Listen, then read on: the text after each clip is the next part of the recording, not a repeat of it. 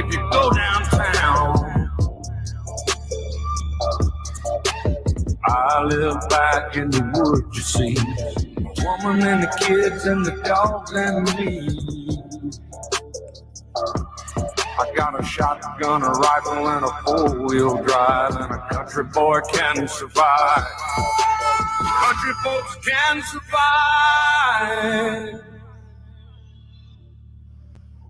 I can plow a field all day long. I can catch catfish from dusk till dawn.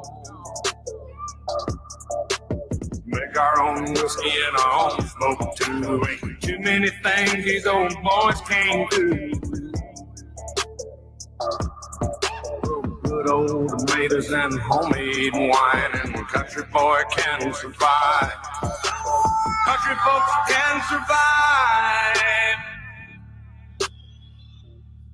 Because you can't starve us out and you can't make us run. Cause when them old boys raise their own shotgun, we say grace and we say ma'am. If you ain't into that, we don't give a damn. We came from the West Virginia coal mines and the Rocky Mountains and the western skies. We can skin a buck, we can run a trot line, and a country boy can survive. Country folks can survive.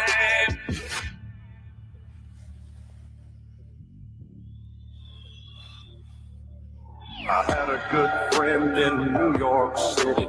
He never called me by my name, just Hillbilly. My grandpa taught me how to live off the land, and his taught him to be a businessman. He used to send me pictures of the Broadway nights, and I'd send him some homemade wine. But he was killed by a man with a switchblade knife for $43. Welcome to the Wise Wolf Gold and Crypto Show. I'm your host, Tony Arterburn, broadcasting from the Wise Wolf goldandsilver.com studios here in beautiful Branson, Missouri. I'm joined via StreamYard by my co-pilot and co-host, Kinsey, the Gen Zer Fringe Files host and researcher. She's the reason why we have great information. She just said, even at the last minute, she sent me articles that I hadn't even seen, like mainline stuff, and I should have seen it. I don't know what is going. Is it just that I turned, and I'm so old now that I even missed the articles now, Kenzie? What's going on? I mean, we can't catch it all. Yeah, but this was a big one. This was like one of those. I mean, it's my wheelhouse. It's what I do, and I missed it. But I guess we could start off with that one after you tell the people how you're doing and what's on your mind, and all the stuff that's with the world of Fringe. It's going. I hope other people, you can say it's just going. There's a lot of unknowns out there right now, Tony. So I think a bunch of us kind of feel a bit of angst. Like, I can't be the only one feeling that, because it just feels dull. Like, in a way, even though we're getting big news coming, it feels dull. Like, this isn't the initial hit yet, and we're waiting for that big hit of something. I don't think it'll be positive, just a big hit of negative news from somewhere. I totally get what you're saying. I was talking to a fellow business owner here in Branson tonight, just before I went on air, about the same thing. Like, we both just feel like there's this angst. He's aware too, by the way. He's a researcher and listens to shows like this, and is in tune with the markets, and not only the markets, but real research, like with the actual news. Yeah, and we were just talking about that, and I thought, just as you were saying that, I don't know if you've ever remembered the Stephen King book. It was one of the short stories. It's called The Langoliers, and this is a story about this airplane where people wake up and on a mid-flight, and like 90% of the passengers are gone. Like, their clothes and their jewelry are still there, but they're gone. Like, the pilots are gone, except for one. Like, anyway, there was a guy that was on standby. They land the plane and no one's there. And people figure out that they landed back in time, like they're about 2 minutes or so ahead of Mhm. everybody. So no one it hasn't caught up yet. That's what I feel like this timeline is. You know Like, what? That's a really good way to describe things because I actually feel as though you're seeing it today on how quickly these technological advances are coming our way and everything that's we're kind of like living in this mixed world right now, the whole metaverse type thing, the mixed reality that's coming. I feel as though we're about to make such a huge leap and these quote unquote technological advances that it actually throws us right back into the dark ages. yeah, it just seems like we're on the precipice of something. And I've studied foreign policy my entire adult life, and that's my wheelhouse. Not that I don't believe we have a real foreign policy issue. Like there's nothing we need to go to war over, but we're going to get sucked into things because that's what we're set up to do. And looking at Russia is really volatile right now with the border of Ukraine. There's a lot of weird stuff happening in Kazakhstan, China, and we're going to get to this story is is giving demands to the Fed, which Yeah. I've that was not a story I thought I would call. Last year, these are strange times, and look, I just with the audience of people that subscribe to the shows and the podcast, and we do a lot of research, Kinsey and I, and I've been doing this for decades, like looking into history, alternative views, markets. I grew up around entrepreneurs and studying things. But let me tell you something, folks. I do not have um, all the answers or even close to it, and I'm at the point like people that are so sure of themselves, like this is what's going to happen. Like if you buy this is what's going to happen. If you invest in this, you're going to get so and so return. And I'm like, are we going to have an economy in 6 months? I'm just kind of at the point where I don't even know. Like I don't. There's so much volatility. There's so many unknowns that it's overwhelming, And and that's people why. don't like to hear that, but I honestly think, like, I understand what you're saying because there are some extremely confident people out there.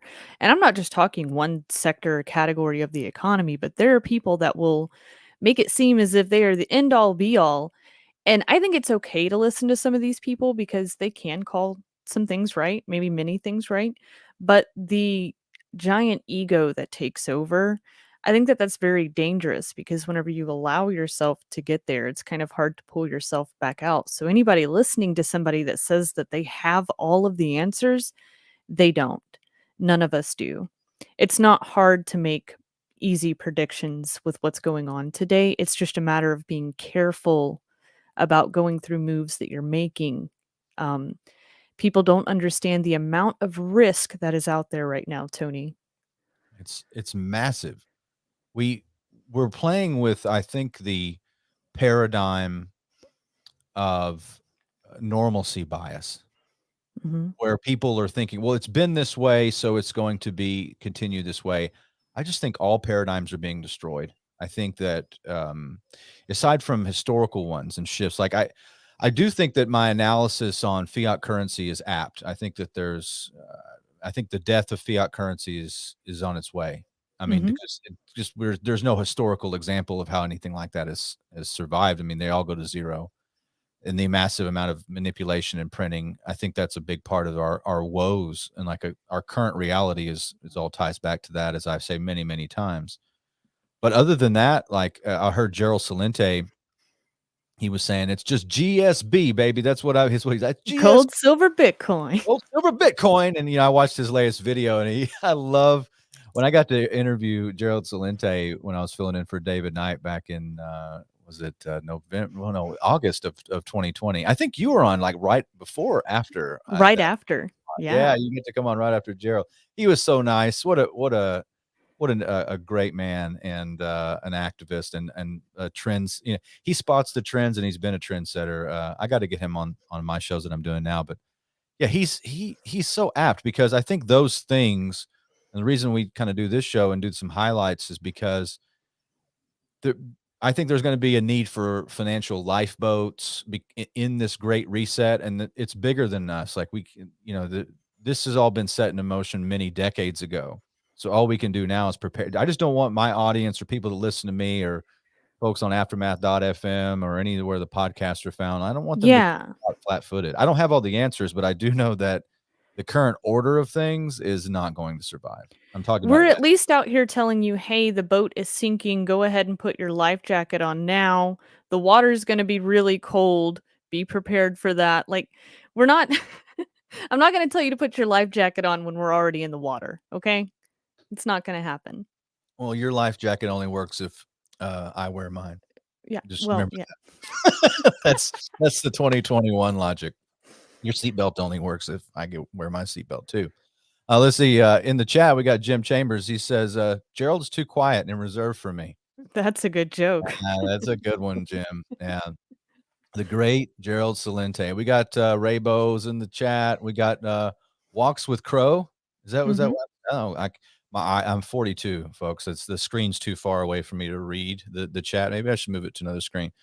But yeah, we got some folks in the chat, and I'm proud of that over there on the technocratic control platforms and all the folks that are on Aftermath. Kinsey and I talked about opening up the phone lines, and then we realized that we're technologically not quite there for this particular this show tonight, but soon, we promise, very soon. Well, what's on your mind, Kinsey? Let's me bring up this article because you this is the list of Kinsey articles, and I got to find it. This was the one that I went, wow. Xi Jinping. Mhm. Here we go. It's on Market Watch. I'm moving it over to the middle of the screen here, and let's put it up full screen. Xi Jinping warns Fed against hiking interest rates. This is not the Babylon Bee. Chinese President Xi Jinping took to the virtual Davos stage to address Fed Chairman Jerome Powell with this message: please don't lift interest rates. If major economies slam on the brakes or take a U-turn in their monetary policies, there would be serious negative spillovers. They would present challenges to global economic and financial stability, and in developing countries would bear the brunt of it, said Xi, according to a transcript of his remarks on Monday. Well, Xi Jinping is telling the head of the United States Federal Reserve Central Bank not to raise interest rates, in so many words. Mhm. Thoughts on this? He's in fear for China's economy because it is actually doing so well. Every little bit of this crisis, this sort of made up crisis that we've been pulled through, has done so well for China. And they were doing well before then, Tony, but right now things are looking pretty good for them. I mean, it's just as dangerous as us as far as debt and things like that go. But this is where the world leaders, even though there is kind of like this global force where they all move together, you're still going to be concerned with the development of your country, right? So if we raised interest rates enough and it really started to hurt people, the economy, businesses, China's going to suffer. They could even suffer worse than we would. Yeah, that really destroys a whole lot of narratives there. I mean, if they're really concerned, if he's saying, don't hurt your own economy because it'll hurt mine. And Mhm. that is interesting because there is no good answer to what the powers that be have done to our monetary system and economy. It's an underlying theme of what we talk about every single week. They can't really raise interest rates, but if they don't, the inflation will get worse.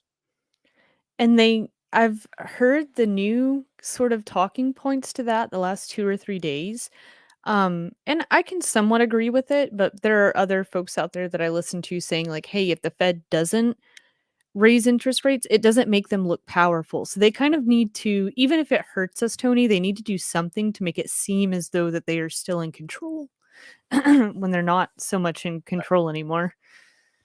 They really aren't. I mean, they've done so much damage, and this is going to be felt for, I mean, centuries because of the cleanup that's going to have to happen. Like you have to rebuild economies from the ground up.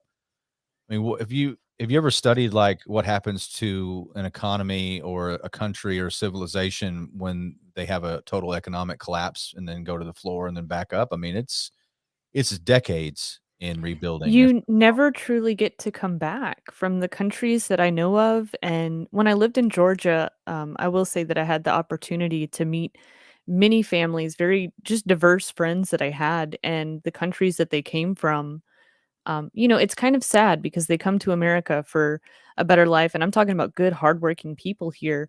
But it's kind of sad at the end of the day because you're moving to a place where right now it seems okay, but in the next couple of years, it could be just as bad as where you came from.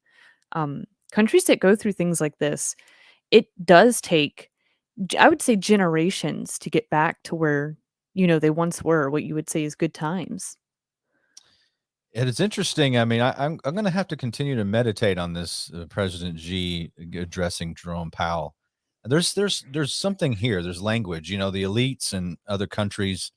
I talk about this analogy a lot, but you go to the movie 13 Days about the Cuban Missile Crisis, and Robert McNamara, or the character that plays McNamara, is talking to this admiral who's going to fire some starbursts over the bow of a Soviet ship, and he was saying, "No, this is what we've been doing since the days of John Paul Jones." And he's like, "No, this is complicated language, Admiral." He's like this is not just a blockade. This is new language that be in an era of nuclear weapons. So there's language here, and Mhm. I'm going to think. You just gave it to me, so I'm looking at. It, I'm like, it can't be the message can't be a surface level message. There's something else here being communicated on the world stage, not just like, oh, don't raise your rates, because Yeah, no, that's something. definitely some sort of power move. Something is going on here behind the scenes. I can agree to that. Yeah, there's something else here that I don't think China's overly concerned with the economic health of the United States. I think they just kind of want to keep it like it's basically like if a leech or a parasite is like concerned about the life of the host. I mean, it's not China has done a magnificent job at taking our old playbook in the beginning of the 20th century and then running with it. Like Mhm. they protect their home markets. They do tariffs. They don't do free trade. They want free trade. They push for it, but they keep barriers. They've been very nationalistic. They've kept their I mean, the infrastructure investments are really high. All the stuff that we used to invest in infrastructure. We used to have a policy of protecting our home markets. All that stuff they scrapped. Whether you're talking about the globalist takeover or the internationalist sect of politicians like the Council on Foreign Relations and the Trilateral Commission, and those internationalists who took over the United States during the latter part of the 20th century. China doesn't play those games, and we handed most of our stuff to China, but they don't see us as like necessary. I think that was just we're a stepping stone, and that didn't have to be. The United States of America, and I say this a lot, but it's the only country or civilization in history that was artificially declined. Like we didn't have to go down this path; we were just pushed, by design, like Mhm. milestones from going off the gold standard and then losing our trade surpluses. I mean, 50 years ago, Kenzie, we had trade surpluses. Now Mhm. nobody knows what that is anymore in this country because I remember when I gave my first speech when I was going to run for U.S. Congress, and I said we could be reaching a point where our trade deficit could become $1 trillion a year, and people thought that was crazy. Well, guess what?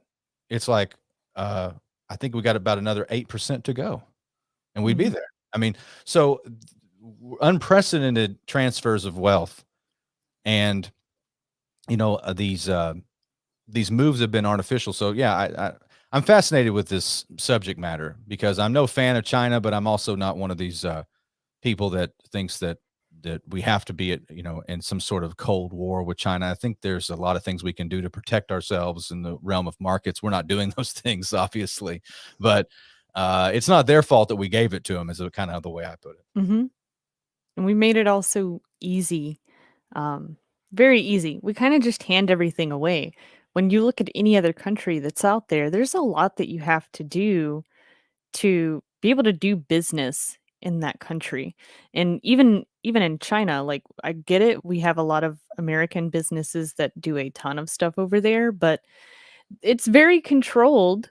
The only difference with China and maybe some of like Thailand or something is you're going to be very under control of like the CCP, and they're going to get a kickback from that. So it's kind of the only big difference. Um, and here we'll let you buy anything, you can open any business you want to, like, there are no steps that you have to take to do that in the US, and that's another danger sort of that we have because China's so invested into our economy as well, and there's actually been some slowdowns here as far as, like, commercial real estate and real estate for the US and Canada. China's pulling back on that, so we it's so weird how we've gotten here because we were a powerhouse for so long and like you mentioned, we handed everything over, but by doing that and China not necessarily diversifying much either, we're very reliant on one another, extremely reliant on one another for things to continue smoothly. I mean, yeah, everything's so volatile now with the on-time deliveries and, the supply chain is international. It if you e especially, it's funny, if you don't make anything, like this country used to make almost everything that it was essential to have, like we made, everything from automobiles to underwear. I mean, and now we outsource everything, and Absolutely. now we're dependent on it, and we become a consumer nation instead of a producer nation, and, e economies are built on production. At some Mhm. level, somebody has to make something. So we're very interdependent, but, it's if you're gonna bet on a country or civilization as being the dominant power, look and see how much they produce. Like, what's their are they a creditor or a debtor? Yeah, and what do we have to show? I really can't think of much. I mean, even most of the things that say made in America, they should that's kind of like a little loophole in marketing. It's like it was assembled here, but we bought all of the materials, raw materials or not, it was all bought from China. So, Yeah, we'll have an update on this maybe next week. I'm gonna see if I yeah. can decipher what he was actually saying and what that means. On live radio, it's a little bit more difficult though. Let's switch gears. I want to talk about the article you sent me from CNBC. Now, I'd seen a blurb on this, but Arkansas, and put it up on the screen. Arkansas is offering remote tech workers $10,000 in Bitcoin to move there. Um, and are they talking about Northwest? Yes, the Northwest Arkansas Council, a nonprofit organization, is offering remote tech professionals and entrepreneurs 10,000 in Bitcoin to move to the region. Well, that's where I live. It's where you live. We're not eligible though, right? And do I have to go No, to or can I just get the because we 10,000 live here, we can't. because we Like already they want new people to come in. And you know the weird thing about this? I bet if I dug a little deeper, we could find out exactly. Tony, I read this whole article and it's just remote tech workers. Like, what sector of tech are you talking about? Do you want people that build databases? Do you want people that make apps? Are you talking about influencers? Are you talking about, like, what kind of tech? Because it's not specific at all. There's hundreds, maybe thousands of categories within tech, and it is not specific. it's And not. the other interesting thing here is that you actually only have to sign a 1-year lease or buy a home. Well, if you're giving me $10,000, I'm pretty sure I could do the 1-year lease and break my contract and be able to pay every bit of that penalty and still walk away with a couple $1,000s. This is why Bitcoin. Northwest Arkansas has experienced explosive growth in the tech sector, specifically with blockchain-enabled technologies. And this incentive embraces the growing trend of cryptocurrency as a payment by employers. Okay. Mhm. Life works here is the council's slogan. That's interesting. Well, I love Northwest Arkansas. I didn't think of it as a tech sector, but Well, I don't know, I would say Fayetteville, Bentonville, mm, okay. Okay. Well, I'm this thinking sort of of like area. Harrison and I'm thinking of like our Northwest Arkansas. Podunk country, how high can you lift your truck up? These are my people, you know. You can find homemade, just fill in the blank, and there's stuff there. Yeah. Well, that's cool. Well, I mean, hey, if it's a Bitcoin entrepreneur and those type of people, I welcome them. That's fine. People are voting with their feet, whether I like it or not. And the big cities and the overtaxed blue areas are, well, they're in decline, Kinsey, and I think we've been calling that a long time. So if hey, folks, if you're receiving this transmission and you want to look into this article, well, it's be on the show notes, CNBC, and I think it was came out Friday. by Taylor Locke. So check it out. Arkansas is the place to go if you want 10,000 in Bitcoin and you want to do remote work. Or cash. I mean, you actually have the option to hold it in Bitcoin or cash. I So like Bitcoin. I know, but other people, I don't know. Other people, Tony. I like the Bitcoin. Yeah. Somebody might take that 10,000 and buy $10,000 worth of gold from you. Who knows? Or they can sell me the Bitcoin. Yeah. Oh. That'll work. What else is going on in your world? Let me pull up. You sent me a couple other things, but I wanted to talk about the supply chains. Did you get this article I sent you on Natural News? Yeah, I've got it pulled up. Okay. This is an interest. So the supply chain collapse worsening with massive thefts of merchandise from unguarded trains in LA. 2 words: on purpose. That's what when I hear when I see stories like, oh, how they on purpose did that.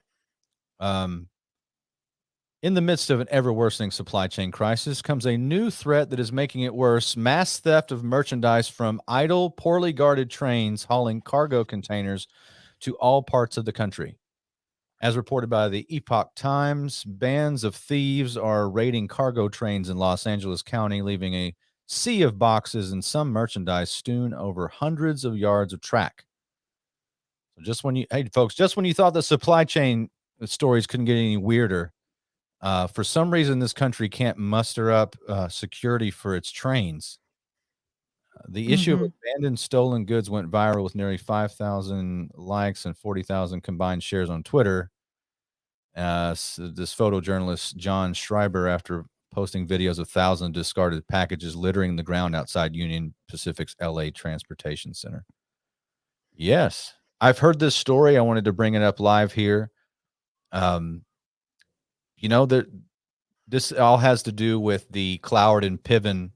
For those of you who are familiar with that strategy, the two 1960s era professors that came up with the idea of accelerating the collapse of society to start it over again for leftist interest. And that's why you see these Soros-backed DAs, without getting too much into politics, but that's what that's for. And now that there's just no laws, you can go into until they board them all up, you could go into a CVS, in San Francisco and take $900 and some odd dollars without being prosecuted, and people were just walking and taking things, getting their shopping carts and rolling them right out. This is the fallout from that, and look, the full spectrum viewpoint, Kinsey, and maybe you agree with me, maybe you don't. It's not just economic, but it's cultural, it's societal, it's mental. It shows the state of our country today. Today, it's a bunch of useless goods on this cargo train. Like tomorrow, that could be food. This is very third world activity that we're seeing. Yeah, there is a banana republic with nuclear weapons feel to, and it's kind of like what we talked about at the beginning of the show. There's something wrong with this reality. Like there's something I can't vocalize it. I can't describe it properly. We could do it justice on radio, but there's something wrong with just the way just the way things line up, the news articles, the intricacies of things. It just seems like there's something wrong with it, and it's coming apart. Like centrifugal forces, if you want to use that term, are are pulling at the center. That old poem by William Butler Yeats about the center cannot hold. Yeah, there seems like this is the era of the elites call it the Great Reset. The Klaus Schwab's, the Davos, World Economic Forum people, but I don't know. I guess in order to have a great to build back better, you have to first destroy it, and that's what we're seeing right here. These are these kind of stories. You're going to see more of this, ladies and gentlemen. And when the stock market is it's having its great numbers, and Jim Cramer tells you to go out and keep investing, and it's just, these are the strongest market I've ever seen, and the country's coming apart, and there's millions upon millions of unemployed and underemployed, and inflation's at they say 40-year high. Why would they say 40-year high? Why don't they call it all-time high? This country's never had. Yeah. I mean, we didn't have inflation until 1971 because, well, let me put it this way: our first set of inflation was in the 1930s when FDR took us off the gold standard, sort of off the gold standard, and took us out of having gold in our coinage. So there was an inflation in the money supply then, but that stayed pretty stable until the late 1960s and 70s, and there wasn't any readable real inflation. Like there's a reason why people say that the dollar is 98% devalued since 1913. It's because of the massive amount of printing and inflation of the money supply. But that's so funny when they're like, "Oh, it's a 40-year high," and I'm like, "What is that? What does that mean, though? 40 years? I mean, it seems to me like that's a 40-year high. Why don't we just say it's an all-time high? Because there's nothing like that today. This is new territory inflation. Am I wrong on that? Or is what do you think about that? No, Terms I don't think that you're wrong at all. And you know what I've really been thinking about the past 2 days, or I guess since my last live stream, and this story is what really amped up this mindset and this thinking that I've been going through. Um, as a whole, the economy is not well. Like, we know this, but what we're dealing with is sort of like this divided mindset as to what's going on out there. You have gotten people that are very lucky because there are people making more money than they have ever made in the last couple of years with the again, advances in technology and how easy it is. You can literally start a business from your phone. Um, and there's people that take that and grasp that, and they get an understanding of it, and they get ahead in life. And there are other people, like the folks that are raiding this train, um, who are not in good places, and they're not. I don't think that they're going to get anywhere good anytime soon. And they kind of just continue to spiral down. And that lower level of the economy, I don't want to say that these are lower level people because it's so easy. I don't think people understand how easy it is to end up on the street today. Um, Very easy. And once you're already at rock bottom, why not try like heroin or do some meth? Like, I'm not saying go and do that. Please don't do that. Um, like, hold your head high if you get put in a weird position. But historically, Tony, countries tend to absolutely fall apart because they were doing so well, and it kind of turns into party time. And that's where I say it's so easy to end up on the street. If you're just living so freely and you're not really thinking about tomorrow, it's easy to make some mistakes that keep you kind of spiraling down. And the other half is just, I saw you retweeted that video I shared on Twitter earlier of somebody just drugged out at the gas station, and they're in a 7 Series BMW. Um, I can guess how that guy got that BMW, but it's so weird. Like, we're in two divided states. On one side, things are great, and on the other side, it's hell. And people like you and me are just trying to walk through and navigate through. I think most people listening to the show, you can kind of see both sides of things. Um, you're just trying not to trip and fall at this point. It's weird out there. It's really sad. It's depressing. When I see news like this, it's depressing because that's the state of the country. This is where we're headed.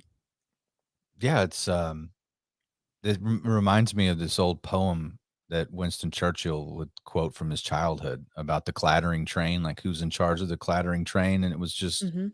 turns out it was nobody. It was just this train was just out of control, flashing through the night, and the signals were trying to tell it to slow down, but nobody was in charge of it. And now I'm looking at this train thing. That's the clattering train.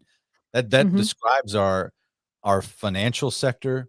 I mean, you got politicians that think that we can have a recovering economy by excluding millions of people from the workforce, Mhm. or picking winners and losers, or shutting down businesses. Like, this is what we've been living with, our reality. I'm actually really surprised that it's as good as it is. I'm I surprised that am gas too. is under $3 in right here in Missouri. I mean, I can't. And sorry, go ahead. No, it's okay. I can't believe the gas. I mean, I went and got some. I've been stocking up on propanes. Like the little 5-gallon ones. Mhm.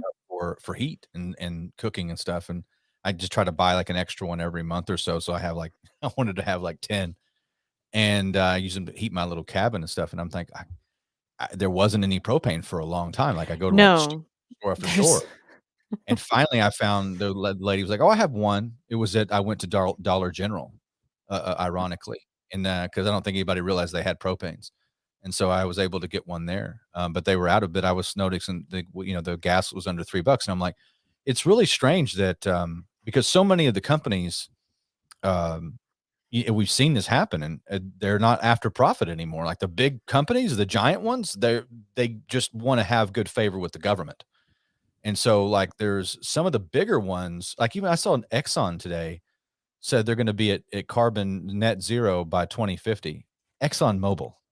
That's Like, a joke. what is that? What am I? I'm supposed to buy that? Like, so we're out of business by 2050. Like it's like, what does that? What does that even mean? No carbon emissions. Okay, well, we'll check that out. If we all make it to 2050, at this rate, I'm not so. I don't know what'll be left. Maybe they mean that they'll be like the Mad Max, like the Road Warrior with the the guy just step away from the gas, just walk away from the gasoline, or Exxon Mobil. And that's where it'll Mhm. be like 5 guys left. But anyway, go ahead. Before we get out of this story, I also want to point out that a lot of people, I've seen a lot of hate online because it's like, oh, well, it's just Amazon, because there are a ton of Amazon packages here. I would just like to speak on behalf of any Amazon seller out there. I am so sorry if you had a package on this train. Because guess what, guys? Most of your stuff that comes from Amazon is from a third party seller, somebody like me or like my partner or any of you guys that sell online there. And Amazon is always going to favor the customer. It does not matter if they steal it, lie to you about it. If something like this happens, that's coming out of somebody's pocket. Like the seller is going to have to pay for that and send the person a new item. So there's Yeah, I just mean, lost money in inventory and shipping and sending stuff out again. yeah, It unless hurts you're small one of business.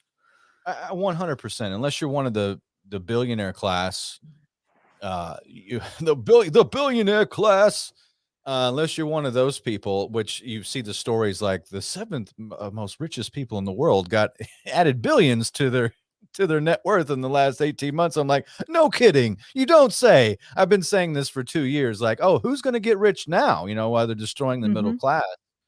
And look, we're none of this. All this was predictable and was in fact predicted, to quote Pat Buchanan about foreign policy, but especially in our economic situation.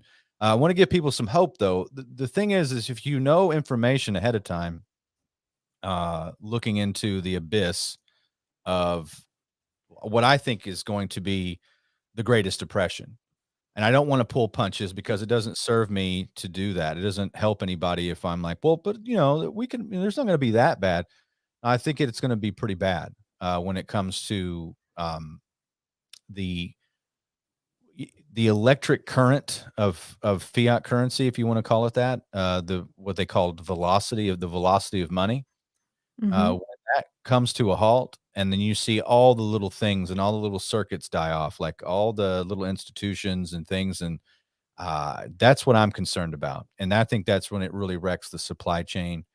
There will be some aspects of the economy that will continue, but you need to be prepared for when that happens, and have your asset of choice. But this is a game right now. The game is, how can you get rid of your fiat currency holdings, whether they're tied to the central bank and or stocks that are tied to multinational corporations, who their lifeblood is that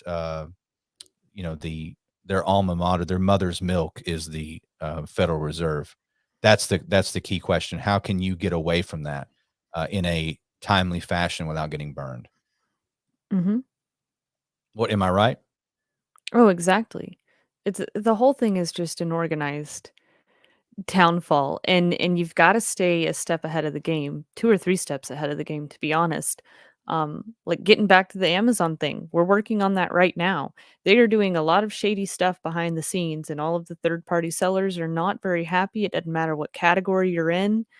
I was reading the forums the other night, Tony, and there's somebody that was like, I think I'm going to start doing everything on Amazon. Like, how do you guys feel about that?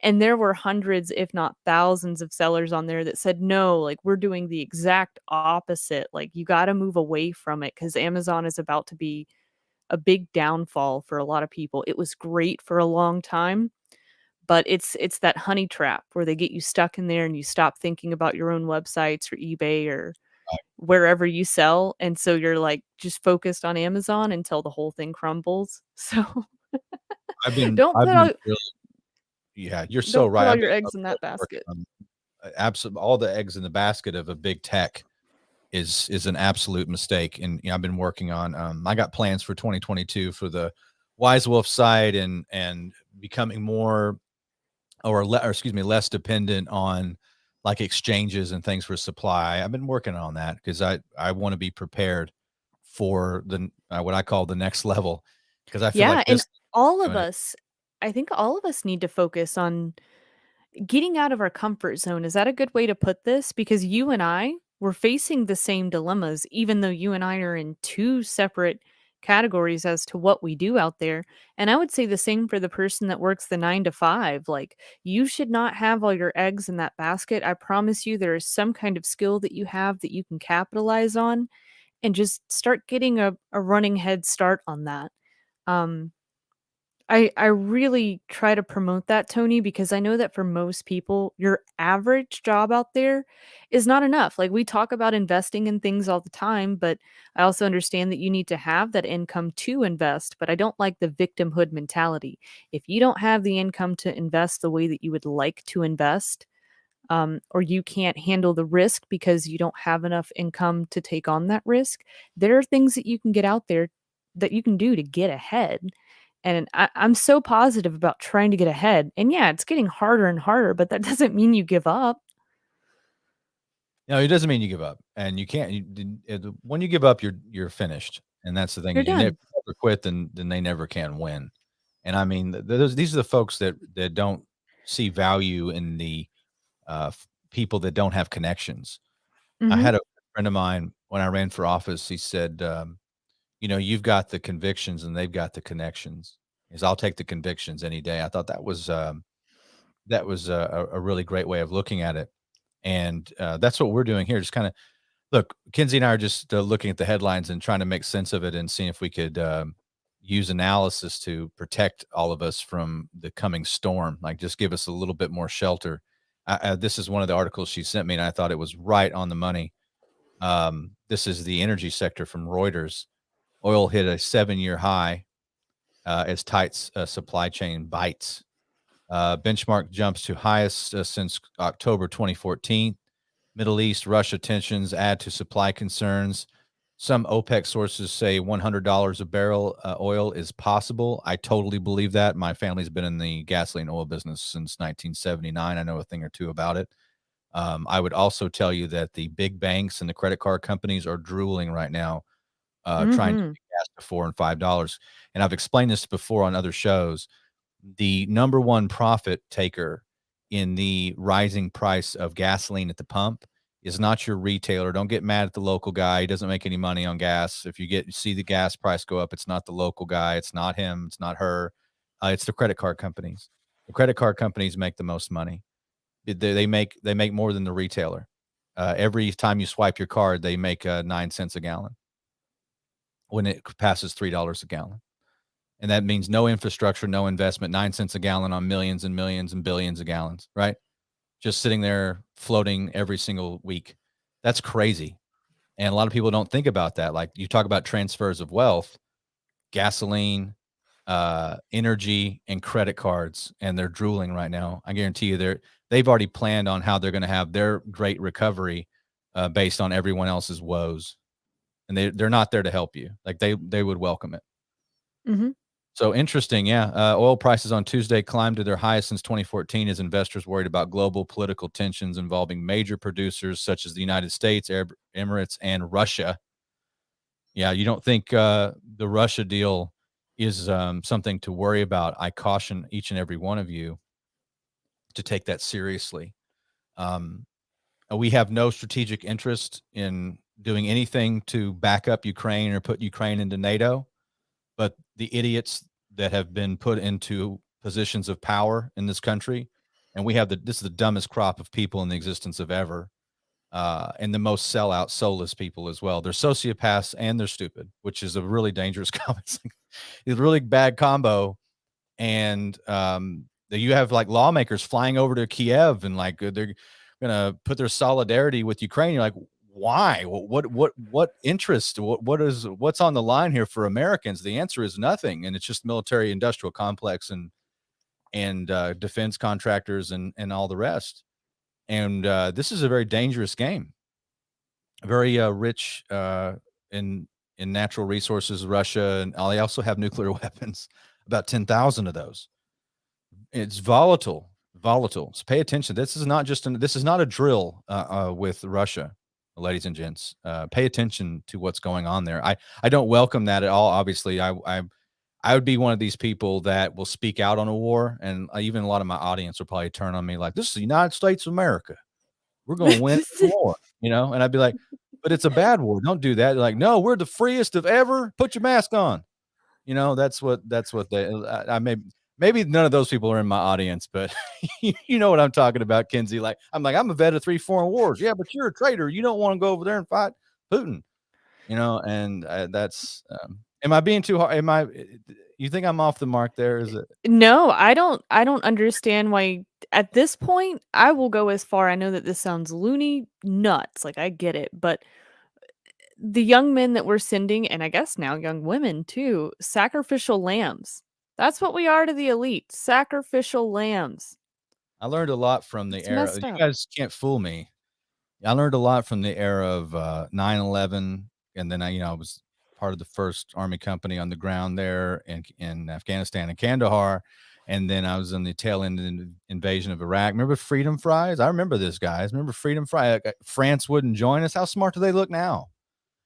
France wouldn't join us, guys. I don't know. I don't know if they will be able to repeat if they are.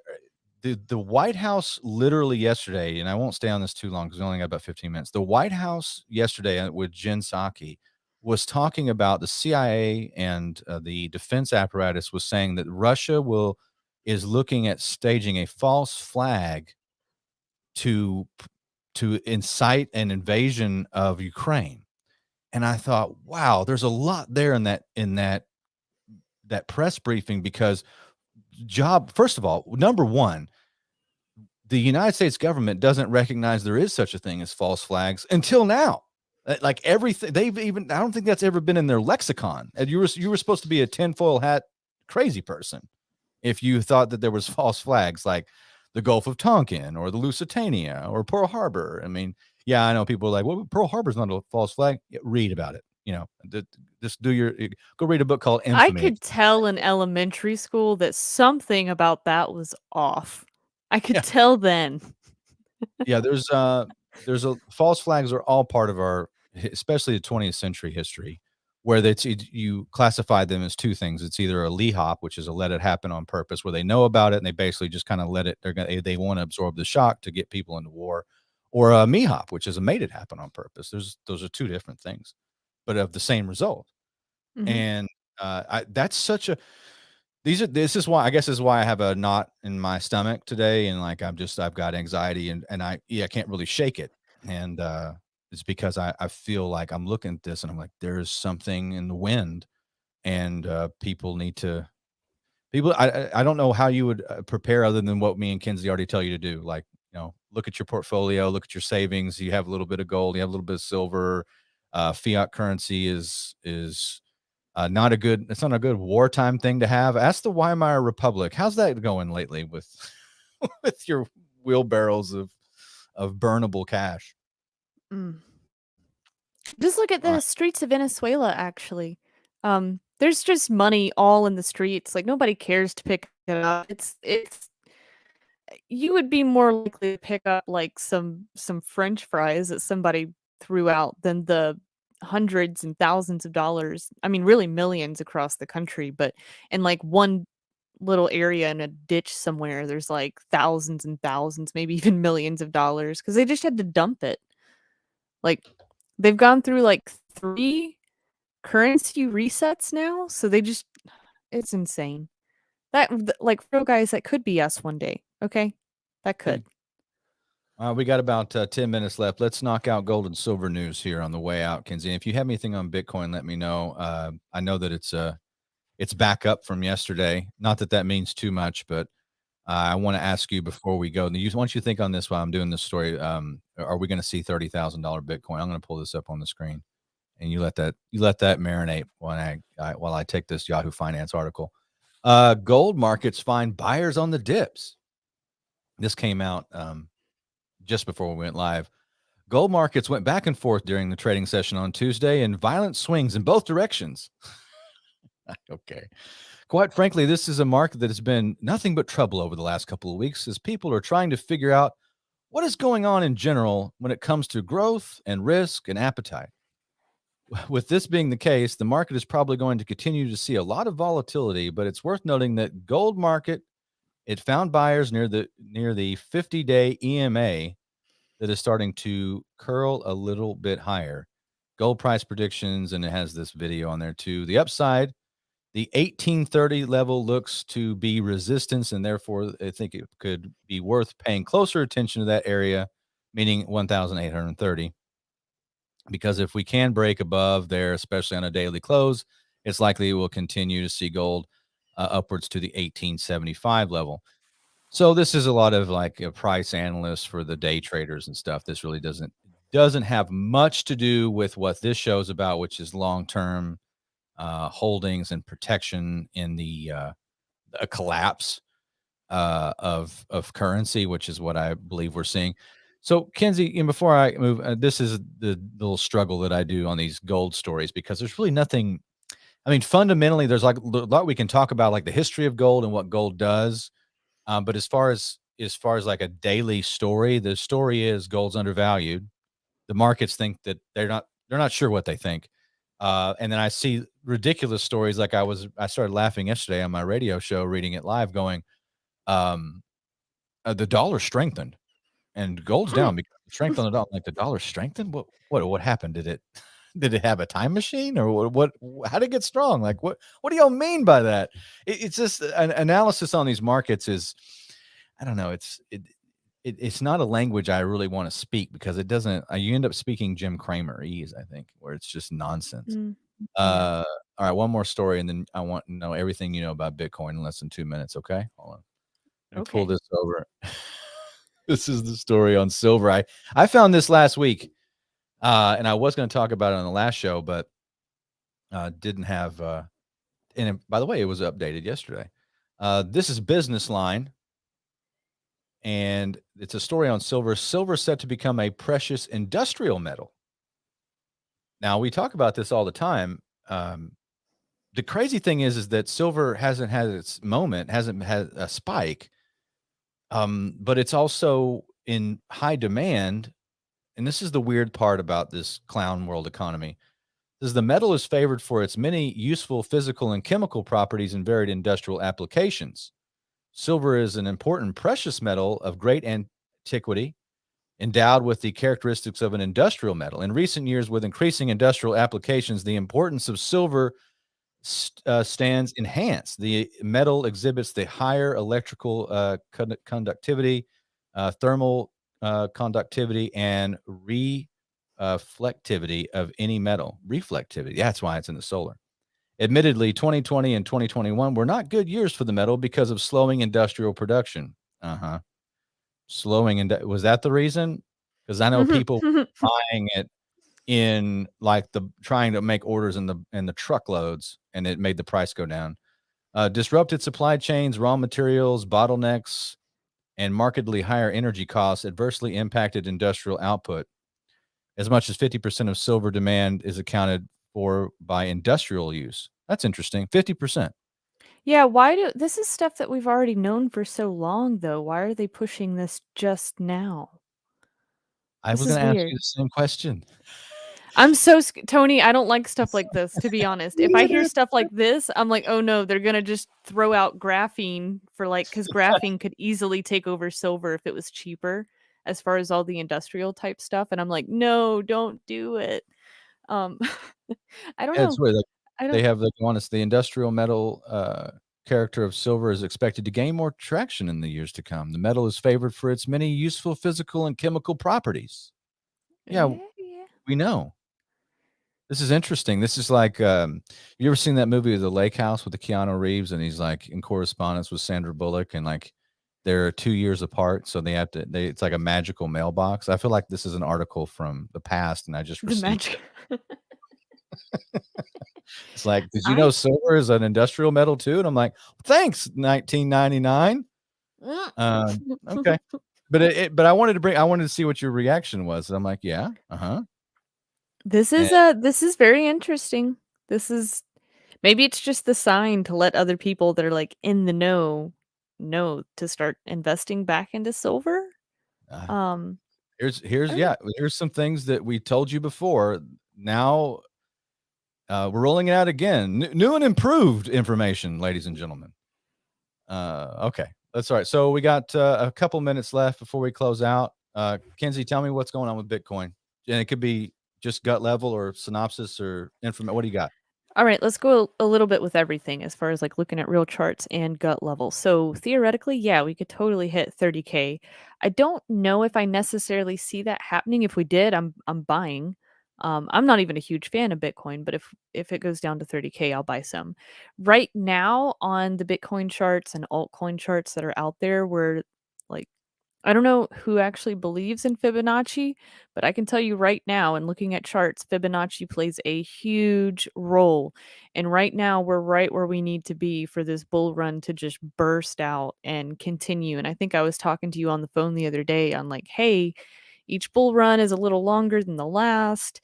And I know that we're in totally unknown times that could be good or bad for Bitcoin.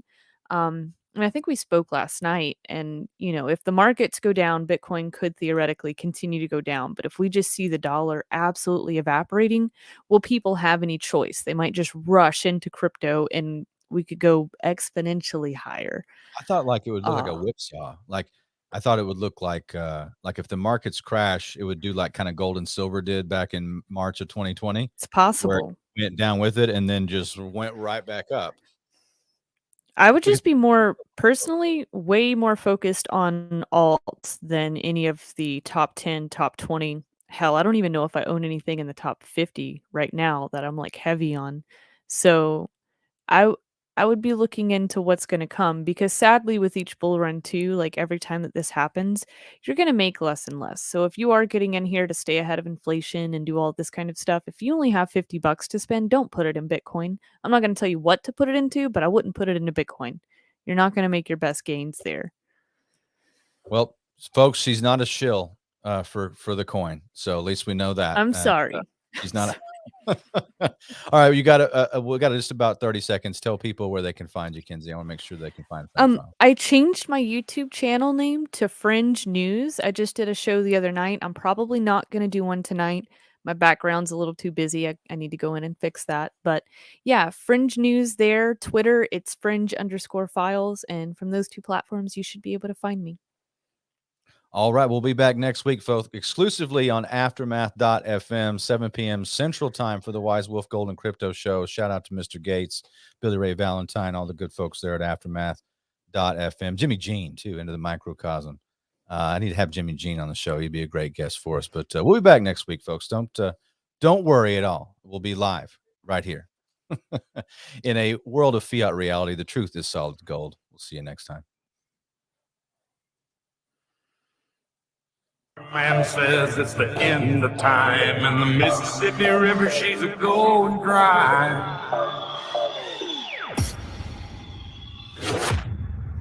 The interest is up and the stock market's down, and you're only getting mugged if you go downtown.